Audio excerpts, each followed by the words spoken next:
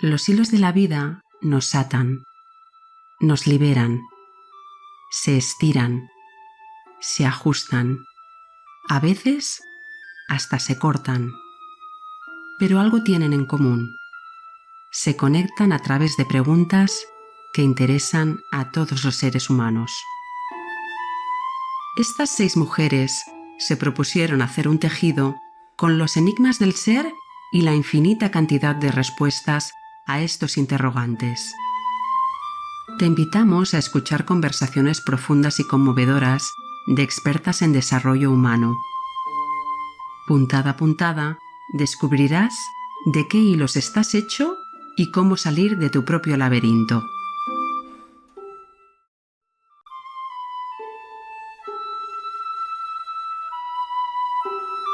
Bienvenido, bienvenida a El Hilo de Ariadna de las Hilanderas. Las Hilanderas son 6 Master Coaches referentes y reconocidas internacionalmente, apasionadas por el desarrollo humano. Tejer o hilar son metáforas del devenir del tiempo, del desarrollo de acontecimientos, del narrar historias a partir de distintos hilos, en este caso 6 miradas que desvelan los misterios de lo humano. En El Hilo de Ariadna, a partir de experiencias, relatos, mitos o poemas, hilarán sobre los distintos temas clave de cada episodio para inspirar el desarrollo del potencial, la sabiduría y, en definitiva, una vida más plena y feliz. Ellas son Cris Bolívar, filósofa, psicóloga, consultora en desarrollo organizacional. Elena Espinal, psicóloga y coach organizacional, especialista en diseño de futuros. Jimena Fajardo, abogada, coach y consultora organizacional.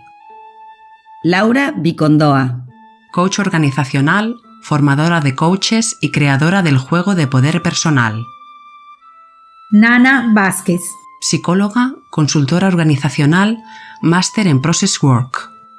Titina Cataño, administradora de empresas, MBA, coach sistémica y mentora.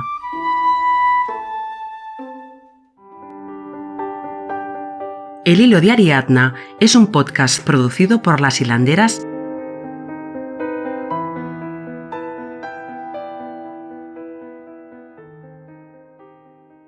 En este episodio de El Hilo de Ariadna de Las Hilanderas, afrontar el miedo.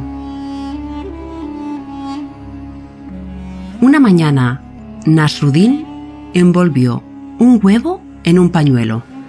Se fue al centro de la plaza de su ciudad y comenzó a gritar: «Hoy tendremos un concurso. Quien descubra lo que está envuelto en este pañuelo recibirá de regalo el huevo que está dentro». Las personas lo miraban sorprendidas, pero él seguía gritando: «Lo que está dentro de este pañuelo tiene un centro amarillo como una yema, rodeado de un líquido del color de la clara, que a su vez está dentro de una cáscara que se rompe fácilmente». La gente seguía mirándole con sorpresa y él no paraba de gritar: «Lo que está dentro de este pañuelo es un símbolo de la fertilidad y nos recuerda a los pájaros que vuelan hacia sus nidos. ¿Quién es capaz de decirme de qué se trata?». Evidentemente, todos sabían que Nasruddin tenía en sus manos un huevo. Pero la respuesta era tan obvia que nadie quiso pasar vergüenza equivocándose delante de los demás. Nasruddin preguntó 2 veces más y nadie se arriesgó a decir algo equivocado.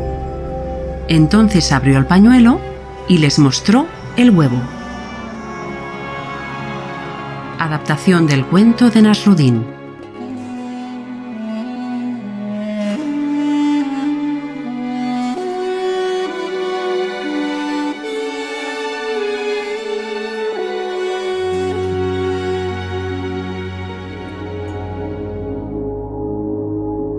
Nana, si todos sabían que era un huevo, ¿por qué no lo dijeron? Bueno, porque eso es lo que sucede con el miedo. ¿Qué es el miedo? El miedo es una emoción natural, propia del ser humano, pero muchas veces no actúa para lo que nos trae, que es para protegernos de la sobrevivencia. Como vimos en el primer episodio, este laberinto que todos llevamos dentro, a veces el miedo viene de experiencias pasadas o de creencias hacia futuro, pero no es real. El miedo biológico que viene para protegernos no siempre es real, y precisamente eso es lo que nos diferencia de otras especies, la posibilidad de poder reencuadrar creencias, de reevaluar perspectivas. Nuestro cerebro actúa de forma automática, y cuando hay algo que puede parecer una amenaza, que no siempre es una amenaza real, nos lleva a reaccionar de varias formas. Las principales pueden ser paralizarse, huir o pelear o defendernos. Sin embargo, en muchas de las experiencias que vivimos como amenaza internamente no son una amenaza. Un poco lo que le pasó a Ariadna con su primera experiencia de amor, y luego superó parte de esa historia creada con su segunda experiencia, en lo que nos cuenta el mito que hablamos en el primer episodio. Titina, ¿deberíamos hacer las paces con el miedo? Sí, y es un proceso. La idea es que podamos abrazar nuestros miedos, que son muchos, que podamos verlos a la cara, que podamos comprender la dimensión de cada uno de nuestros miedos. Pero ese es un proceso de toda la vida. Estamos llenos de miedos que nos encontramos todos los días. Son miedos más grandes, unos, otros más pequeños. Y en la medida en que logramos reconocerlos y entender que son parte de nosotros y que están ahí para ayudarnos a evolucionar, vamos cada vez a vivir vidas más felices, más plenas, a amarnos a nosotros mismos a través de la experiencia de explorar esos miedos y reconocerlos. Y de esta manera vamos alcanzando cada vez más el reconocernos como seres humanos llenos de experiencias que nos permiten crecer y cada vez sentirnos más realizados. Jimena, ¿y qué hacer cuando tenemos miedo a sentir el miedo? Aceptarlo, Aurora. A mí el cuento personalmente me encantó, porque a pesar de que nos dicen lo que vas a ver, te lo describen, además te dicen, oye, es un huevo, ¿por qué no nos arriesgamos a decir qué es? Y eso es lo que hace el miedo, limitarte, quitándote la autoconfianza para decir que a pesar del temor a equivocarte o lo que vayan a pensar, nos limita de algún modo. Aunque yo creo que el miedo surge para protegernos, ¿sabes? Y enseñarnos. Yo también creo que surge para fortalecernos y para reflexionar alrededor de quiénes somos. El reto está en cuando no reconocemos el miedo, de algún modo nos esclavizamos alrededor del miedo y nos limitamos a avanzar en las posibilidades que tenemos en la vida. Creo que el miedo es una forma de transitar los caminos que la vida nos va representando. Cuando lo acogemos a través de la fuerza del amor y lo aceptamos como parte de nuestra estructura, nos puede fortalecer en algún punto. ¿Y a qué me refiero con esto? Como decías, Nana, hay miedos reales o imaginarios. El miedo de algún modo nos sirve para protegernos. Si no tuviéramos miedo, los humanos seríamos absolutamente temerarios. Entonces, creo que también tiene una función. Así como el temor al rechazo, quizás la función es alertarnos a construir mejores relaciones, o el miedo a cuidar más nuestros procesos para poder ser más inquisitivos, curiosos, indagar más sobre lo que tenemos que hacer. Con esto quiero decir que aunque le demos una connotación negativa al miedo y que pueda ser en un punto de nuestra vida una fuerza restrictiva, creo yo que si lo confrontamos, lo abrazamos, se puede convertir en un mensajero poderosísimo de las posibilidades que tenemos para aprender a arriesgarnos desde el lugar de la identidad. Y como decíamos también en la vulnerabilidad, el poder de la vulnerabilidad nos ayuda a que integremos el miedo como parte de nuestra estructura humana y desde ese lugar avanzar abrazándolo. Cuando veíamos en el laberinto los monstruos que todos los seres humanos tenemos, ahí hay mensajes también. Realmente los miedos son mensajeros para hacernos más fuertes, creo yo. Elena, en el cuento de este episodio aparece el miedo a lo que piensen los demás. Sí, pero yo creo que desde que existe el lenguaje, desde que dejamos con el lenguaje o con la aparición del lenguaje de vivir en relación, en una relación directa con todos, con los iguales y con los otros, ¿no? Desde las piedras, el agua, otros animales y los parecidos a nosotros. El yo nos hizo perder en nosotros, nos llevó a una individualidad. Y creo que parte de esta fantasía del yo ayuda a que hayamos tenido que empezar a medirnos frente a lo que no podíamos controlar o manejar y que por supuesto nos daba miedo, igual que en los animales. Y entonces la cultura está basada en el lenguaje, en la interpretación que tenemos del mundo, nos lleva a que tengamos miedo de tantas cosas, cada vez a más cosas. Yo creo que tenemos miedo de tener hijos, tenemos miedo de perderlos, tenemos miedo de tener dinero, tenemos miedo de perderlo, tenemos miedo de viajar y tenemos miedo de no viajar nunca. Y si empezamos a pensar, vamos a ver cómo culturalmente el miedo tal vez sea una base en nuestro estado de ánimo que es constante en la humanidad. Por supuesto que el miedo tiene un origen animal, los animales también tienen miedo y el miedo genera una reacción clara en los animales, una de tres: o huir, o paralizarse, o atacar. Ahora nosotros, como tenemos tantos miedos imaginarios, además de estas reacciones, podríamos elegir acciones más positivas. No olvidemos que a nivel químico, el miedo mueve un sistema que es el de la adrenalina. Y la adrenalina es adictiva. Por eso es que vamos a ver películas de terror. Por eso es que si nos ponemos en un pensamiento de algo que nos da miedo, al rato ese miedo creció y la historia creció aunque no esté pasando nada afuera. Y al mismo tiempo hay otros que buscan la adrenalina saltando 50 metros desde un puente con un bungee jumping.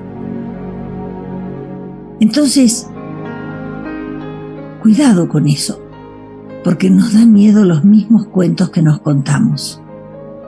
Y nos olvidamos de usar el miedo como un impulsor, como la curiosidad que nos ayude a salir de la seguridad y nos lleve a aprender algo, incluyendo, por ejemplo, en ese algo, el amor, el miedo a perdernos en otro.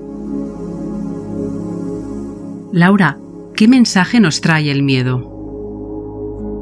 Yo creo que el primer mensaje que nos trae es un aviso de que está ahí. Nosotros vamos a decidir con qué intensidad vivirlo, pero nunca lo vamos a saber si no entramos en una conversación con nuestros miedos.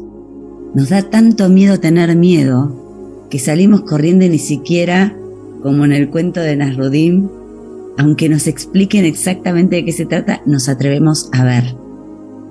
Creo que el primer paso es empezar a conversar con estos miedos y dejar de evitarlos. Empezar a escuchar qué mensaje nos traen. Bajar un poco el nivel de revoluciones que tenemos generado por la adrenalina, como decía Elena.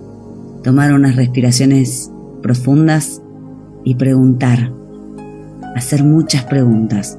¿Qué te asusta? ¿Qué te preocupa? ¿De qué te está previniendo este miedo? ¿Es todo malo? ¿Qué parte de ese miedo podría ser tu aliado? ¿Qué te viene a decir? Si está dentro de nuestras emociones, está en nuestra naturaleza, no va a desaparecer. Entonces, ¿por qué no incorporar, por qué no incluir a la fiesta de las emociones a este invitado? Yo siempre digo que cuando dejamos afuera una parte de un sistema, va a encontrar siempre la manera de expresarse. Por eso a veces el miedo vuelve con tanta intensidad, para que no nos quede otra que verlo. Pero nosotros podríamos modificar esto, reconociéndolo cada vez que está, para saber qué quiere, qué necesita, qué nos viene a decir, qué nos viene a traer, y empezar a madurar adultamente, con todas las herramientas que tenemos, y poder ayudar a otros a hacer lo mismo. Cris, ¿abrazar este miedo nos hace más poderosos? Sí, por supuesto. Yo diría, en relación a todo lo que se está diciendo, que el miedo nos muestra eso que no amamos, para que podamos amarlo, aceptarlo, integrarlo, abrazarlo. Claro, el tema es que decimos esto y decimos, bueno, pero ¿cómo? ¿Algo que me da miedo? Yo creo que hay una distinción muy importante detrás de lo que estamos diciendo, que es la distinción entre peligro y miedo. La hemos insinuado, pero lo confundimos. Creemos que por sentir miedo hay un peligro, y en realidad, peligros en nuestra vida humana hay bien pocos, seguramente los podemos abordar mucho mejor sin miedo, desde la sabiduría, desde la serenidad, que desde estados de miedo, de estrés, de ansiedad. Incluso podemos generar, como decíamos antes, ¿no?, miedos muy intensos, las fobias, donde colocamos todo nuestro miedo en un determinado objeto y creemos inconscientemente que si controlamos ese objeto, ya está, ya no hay miedo, ¿eh? Sin embargo, no es así, se manifiesta de muchas maneras, como ya estamos diciendo. La cuestión es que los seres humanos, como todos los animales, porque somos animales, tenemos las emociones, ¿no?, como forma de aviso de cosas. Sin embargo, en nuestro caso, en nuestro mundo mental, de lenguaje simbólico, estamos tan alejados de lo real, especialmente en nuestra vida posmoderna, que las emociones nos avisan de otra cosa que no es lo real. Nos avisan de nuestros filtros. Tienen más que ver con nuestra mirada, con nuestra interpretación del mundo, que con lo real del mundo y los peligros reales del mundo. Eso significa que para que todo esto vaya deshaciéndose, no es tanto que desaparezcan los peligros que yo creo que hay, que siempre hay, la vida está llena de cosas, sino cómo yo limpio mi mirada, cómo yo voy hacia un camino de sabiduría, cómo yo dejo de colocarle y proyectarle al mundo mi miedo fundamental, es decir, todos estos miedos de los que hablamos, que pueden haber 200.000 millones, la incertidumbre, que si pierdo esto, que si gano aquello, que si qué dirán de mí, que si no sé qué, son miedos secundarios. El miedo fundamental tiene que ver con esa herida que hemos dicho en otros episodios ya, especialmente en vulnerabilidad, en identidad, donde al final es desde mi ego, desde mi percepción sesgada de lo que hay, cómo me estoy percibiendo a mí y cómo el mundo me trae un espejo de eso. Por ejemplo, en el cuento de Nasruddin me ha recordado mucho al experimento de Asch, que es un experimento donde una persona ve lo real, pero como hay un grupo que ve otra cosa, la presión es tal que no se atreve a decir eso, porque al final se pone en jaque ¿qué pensarán de mí? ¿Cómo me estoy viendo yo? ¿Cómo yo puedo afrontar esto? ¿Tendré capacidad para? Y eso es lo que nos atrapa al final. Elena, ¿podemos controlar el miedo? Aurora, por favor, y bordando sobre lo que Cris dijo, no olvidemos que miedo es la palabra que le ponemos a una reacción fisiológica. Entonces, no confundamos palabra, que es símbolo, con reacción. El niño también tiene una reacción fisiológica y tiene un shock de adrenalina, pero lo entiende como curiosidad y va hacia eso, va hacia lo desconocido y va a aprender. El adulto le dice miedo y ese miedo hace que en la educación nosotros frenemos esa acción. La adrenalina puede volver muchas veces algo que nos importa en un reto. Por lo tanto, Laura, el miedo no es bueno ni es malo, simplemente es. El miedo simplemente es tan parte de nosotros como el amor, como la curiosidad, como el asombro, como la tristeza. Creo que hay ciertas emociones a las que culturalmente, tal como decían antes mis compañeras, hemos cargado de mala prensa. Entonces hay ciertas emociones que tienen mala prensa culturalmente y las hemos censurado. Parte de nuestro trabajo como adultos para lograr nuestro bienestar es poder incorporarlas, reconocerlas y establecer una relación más equilibrada con todas ellas. Nana, ¿el miedo a la muerte es el mayor de los miedos? Bueno, pues es uno muy significativo y es tan significativo que en todas las religiones han aparecido algunas explicaciones, frases, ideas que tratan de compensarlo. Es tan fuerte, es tan grande para nosotros aceptar ese misterio como el misterio del amor, el misterio de la muerte, donde no hay término medio. O es todo o es nada. Y es tan fuerte que vemos comúnmente frases como pasó a la vida eterna, o va a otra vida, o va a la casa del cielo, o llegará al lugar de Dios, al hogar de Dios, o va a tener el descanso eterno, o se habla de la esperanza de la resurrección. Bueno, muchas frases que nos llevan a tratar de aliviar ese miedo tan profundo a desaparecer y el miedo a la propia muerte o a la muerte de los seres queridos. Cris. Sí, me encanta lo que ha dicho Nana porque creo que es algo fundamental. Es decir, el miedo a la muerte en realidad es, en los humanos, el miedo a la muerte del ego, el miedo a la muerte de la falsa identidad. Eso es lo que más nos duele, es donde entramos en angustia existencial, como diría Heidegger, ¿no? Hay el ser y el sé. Entonces, esta imagen social, perder esta imagen social, esta sensación de vacío, de que no somos nada, de que nos morimos, de que desaparecemos a ojos del otro, esto es lo peor, es lo que intentamos evitar constantemente en todas las formas que van cogiendo los miedos, cuando hablamos de miedos que no son peligros reales, como hemos dicho antes. Titina, ¿qué relación hay entre el miedo a la muerte y el miedo a la vida?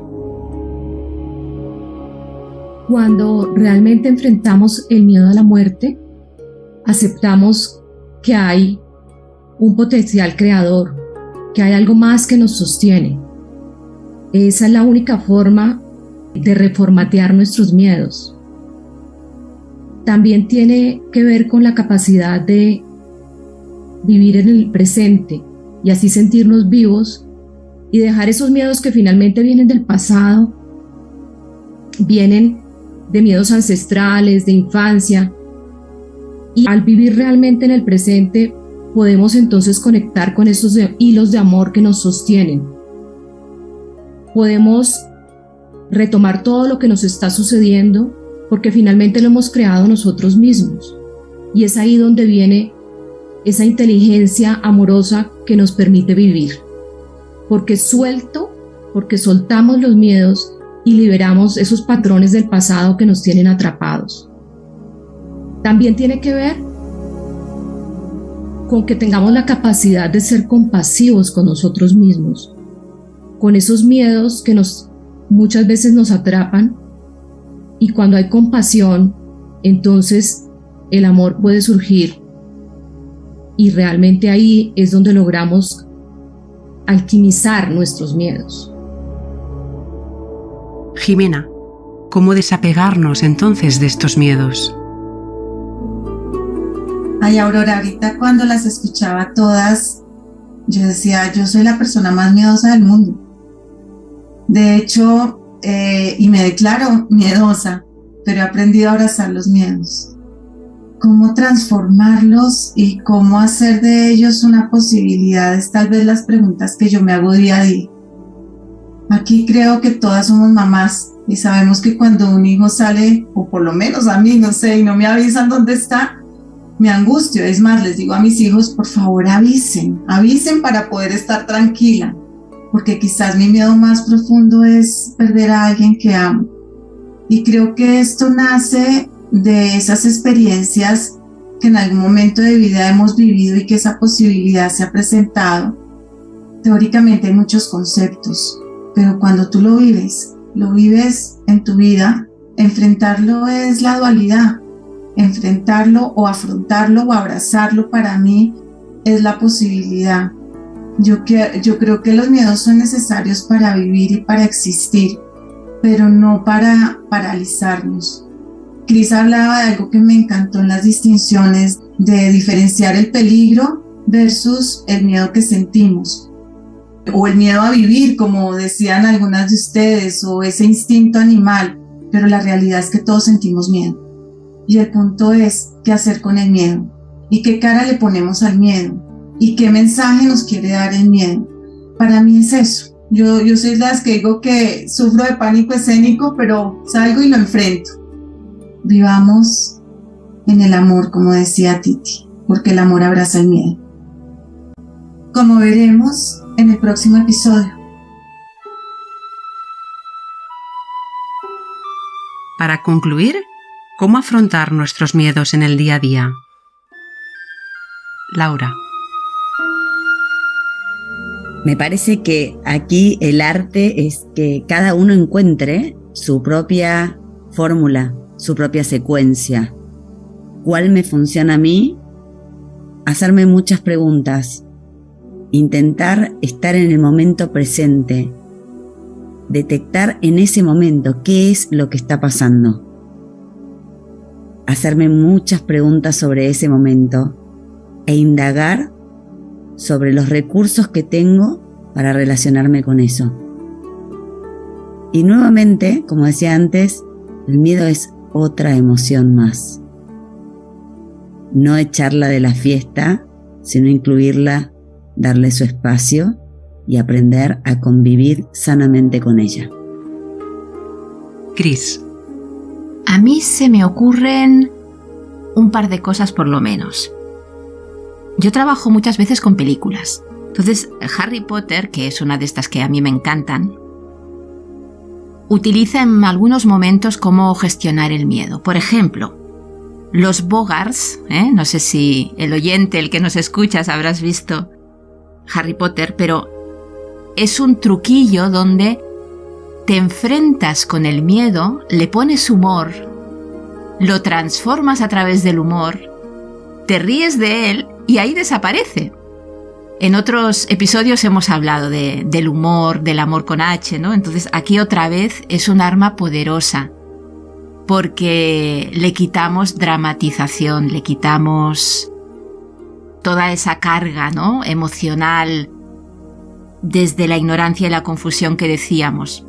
Y otro momento muy interesante en otra película de Harry Potter son los Dementores, que es el bicho más horrible que nos confronta a la muerte y nos hace desaparecer, etcétera, etcétera. Y cómo nos enfrentamos a los dementores, es muy interesante la metáfora que utilizan, con un escudo, pero que es un escudo de amor.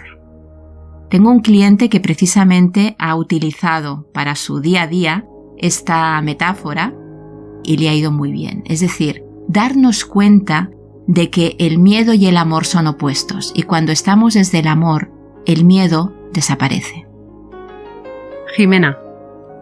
Cris, me diste un buen motivo para verme desde otro lugar las películas de Harry Potter. Me encantó lo que trajiste porque como que siempre las empezaba a ver y me aburría y no seguía viéndolas y las voy a ver. Pero si tú me preguntas a mí qué me funciona, porque como decía anteriormente, soy tremendamente miedosa, me hago la pregunta, bueno, Jimena, ¿y qué es lo peor que puede pasar?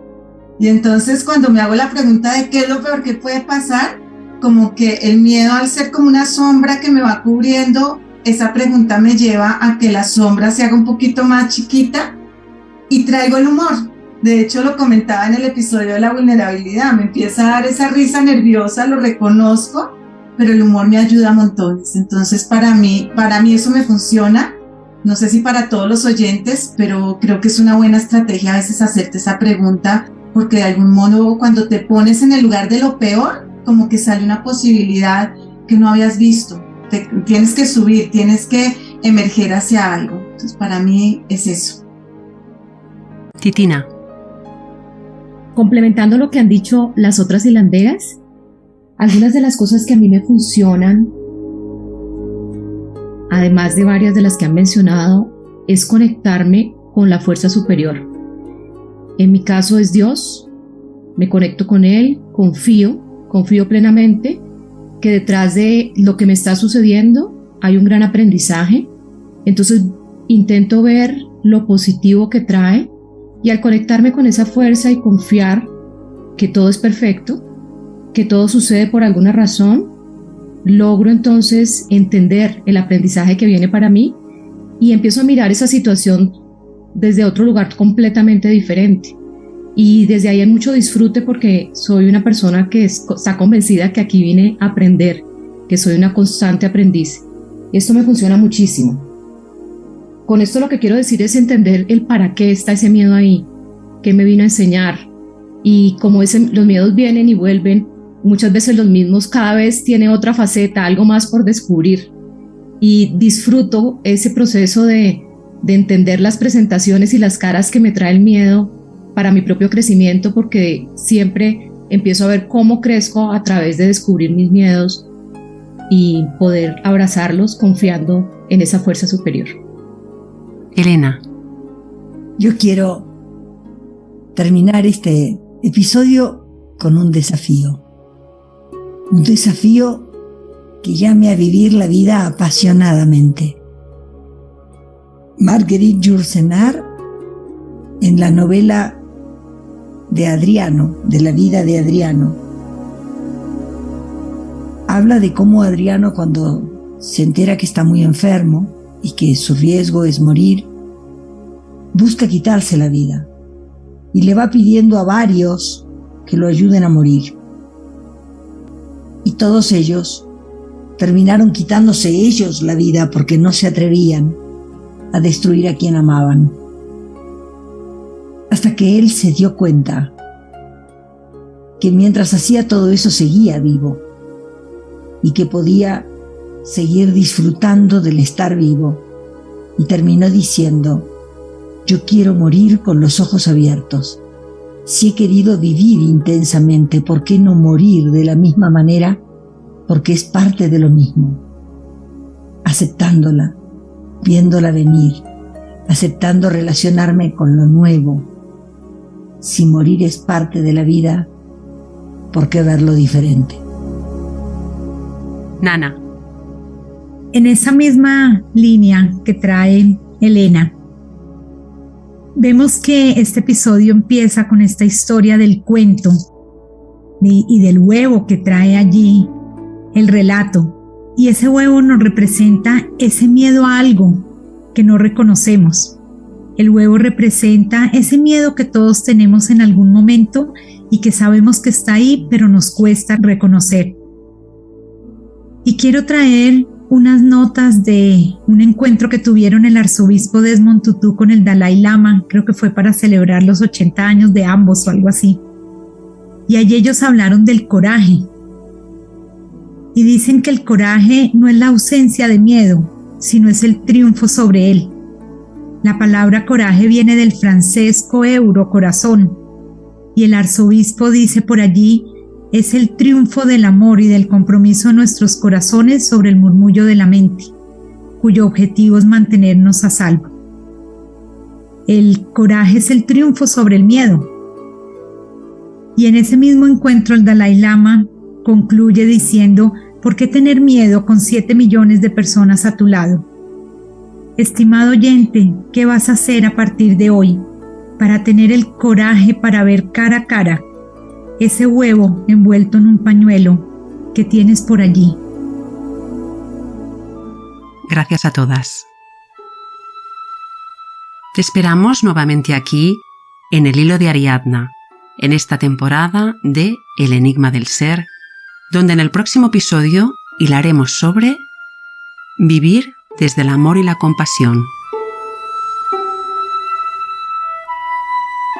Ricard Rotllán nos ha acompañado en el equipo técnico, les ha hablado Aurora Antón.